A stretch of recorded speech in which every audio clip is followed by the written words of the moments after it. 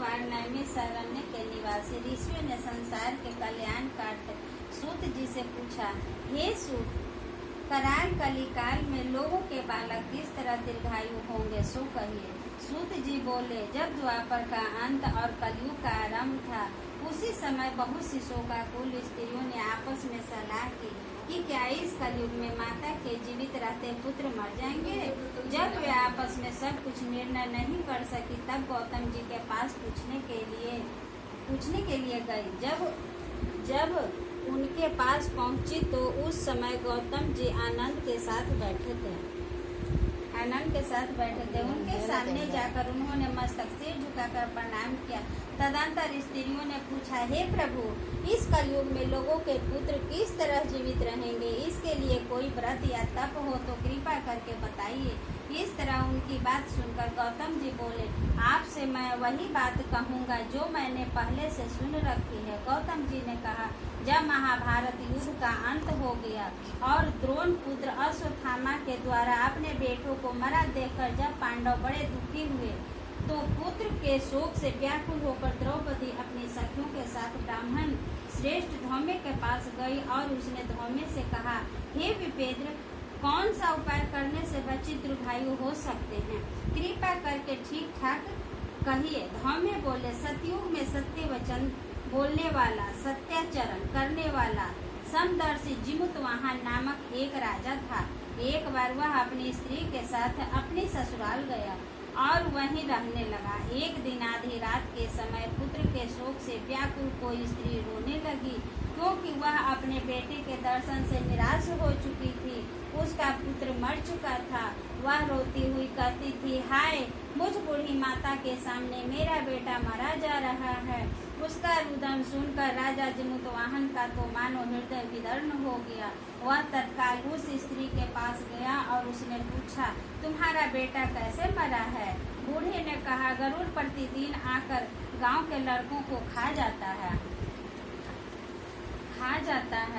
इस पर दयालु राजा ने कहा, माता, अब तुम रो मत, आनंद से बैठो, मैं तुम्हारे वचन को बचाने का यत्न करता हूँ। ऐसा कहकर राजा उस स्थान पर गया जहाँ गरुड़ आकर प्रतिदिन मांस खाया करता था।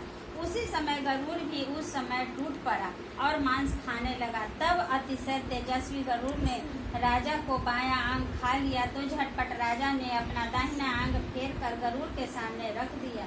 यह देखकर गरुड़ ने कहा, तुम कोई देवता हो? कौन हो तुम? मनुष्य तो नहीं जान पड़ते। अच्छा, अपना जन्म और कुल बताओ।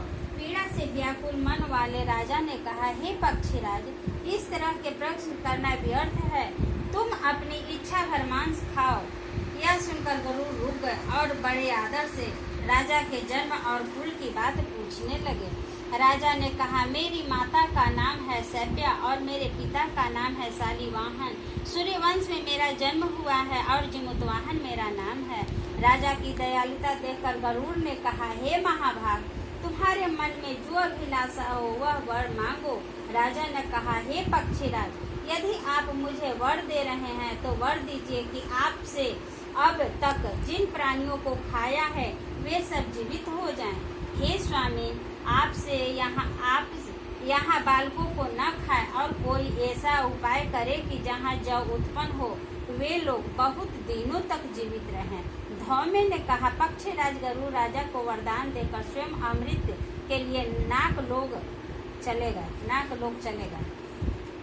वहां से अमृत लाकर उन्होंने उन मरे मनुष्यों की हड्डियों पर बरसाया। ऐसा करने से सब लोग जीवित हो गए। उनके पहले गरुड़ ने खाया था। राजा ने त्याग और गरुड़ के कृपा से वहां वालों का बहुत कष्ट दूर हो गया। उन समय राजा के शरीर की शोभा दुगनी हो गई थी।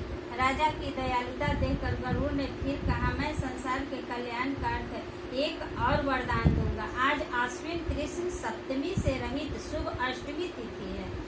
आज ही तुमने यहाँ की प्रजा को जीवन दान दिया। हे वत्स, अब से यह दिन ब्रह्मा भाव हो गया है। जो मूर्ति भेद से विविध नामों से विख्यात है, वही त्रिलोक से पूजित दुर्गा अमृत प्राप्त करने के अर्थ में जीवित पुत्रिका कहलाई है।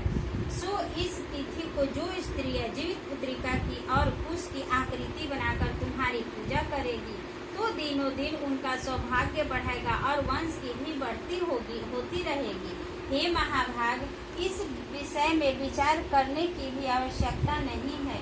हे राजन, सप्तमी से रहित उदया तिथि की अष्टमी है ना, उदया तिथि की अष्टमी को व्रत करें, यानी सप्तमी अष्टमी जिस दिन हो उस दिन व्रत न कर शुद्ध अष्टमी को व्रत करें और नवमी में पारण करें। यदि इस पर ध्यान न दिया गया तो फल नष्ट हो ही जाएगा और सौभाग्य तो अवश्य नष्ट हो जाएगा। जीवित वाहन को इस तरह का वरदान देकर गरुड़ वैकुंठ धाम चले गए और राजा का भी अपनी पत्नी के साथ अपने नगर को वापस चले गए।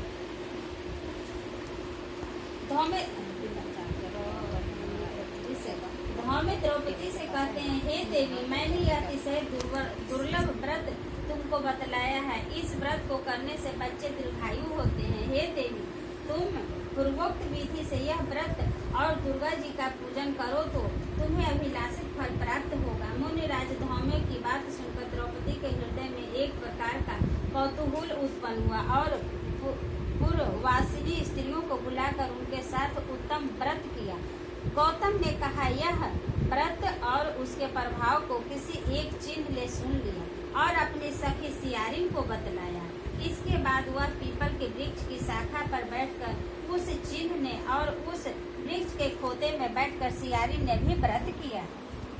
फिर वही चिन्ही किसी उत्तम ब्राह्मण के मुंह से यह कथा सुन आई और पीपल के खोते में बैठी हुई थी, अपनी सखी को सुनाया। सियारिन ने आधी कथा सुनी थी कि उसे भूख लग गई और वह उसी समय 100 से भरे हुए शमशान में पहुंची। वहां उसने इच्छा भर मांस खाया और भोजन किया और चिन्ही बिना कुछ खाए पिए ही रह गई और सवेरा हो गया। सवेरे वह गौशाले में गई और वहाँ गौ का दूध पिया। इस तरह नवमी को उसने पारण किया। चिन्ही पारण कर ली, सह गए। सियारिन को भूख लग गया, शमशान चली गई। ठीक है। सियारिन ने आधी कथा सुनी थी कि उसे भूख लग गई। वह उसी समय 100 से भरे हुए शमशान में पहुंची। वहाँ उसने इच्छा भर को उसने पारण किया। कुछ दिनों बाद वे दोनों मर गई और अयोध्या में किसी धनी व्यापारी के घर में जन्मी। दोनों, चिन्ही और सियारिन दोनों जन्मी। संजोग से उन दोनों का जन्म एक ही घर में हुआ, जिसमें सियारिन जेठ हुई और चिन्ही छोटी। दोनों सभी शुभ लक्षणों से युक्त थी, इसलिए बड़ी लड़की काशी राज के और छोटी लड़की मंत्री के साथ ग्रहपत्य अग्नि के सामने विधि पूर्वक ब्याही गई। पूर्व जन्म के कर्म फल से वह मृगनयनी रानी हुई। जिस किसी भी संतान को उत्पन्न कर दी वह मर जाती थी और पूर्व जन्म की बातों स्मरण करने वाली मंत्री की पत्नी ने अष्ट वसुओं को सदृश तेजस्वी 8 बेटे उत्पन्न किए और सभी जीवित रह गए। अपनी बहन के पुत्रों को जीवित देखकर ईर्ष्यावश राजपत्नी ने अपने स्वामी से कहा, यदि तुम मुझे जीवित रखना चाहते हो तो इस मंत्री के सभी पुत्रों को उसी समय भेज दो जहाँ मेरे बेटे गए हैं, अर्थात इन्हें मार डालो। यह सुनकर राजा ने उस मंत्री के पुत्रों को मारने के लिए कई प्रकार के उद्योग किए, पर मंत्री पत्नी ने जीवित पुत्रिका के पुण्य बल से बचा लिया। एक दिन राजा ने अपने आदमियों से उन पुत्रों को सिर कटवाकर पिटारी में रखवाया और वह पिटारी उनकी माता के पास भेज दिया, किंतु वे 8 सिर बेशकीमती जवाहरात हो गए और वे भले चंगे वे 8 लड़के अपनी माता के पास चले गए। उनको जीवित देखकर राजपत्नी को बड़ा विस्मय हुआ और अंत में वह मंत्री के पत्नी के पास आई और उसने पूछा, बहन, तुमने कौन सा ऐसा पुण्य किया है जिससे तुम्हारे बार बार मारे जाने पर भी तुम्हारे बेटे नहीं मरते? इस पर मंत्री की पत्नी ने कहा, पूर्व जन्म में मैं चिन्ह थी और तुम सियारिन, दोनों ने व्रत किया था।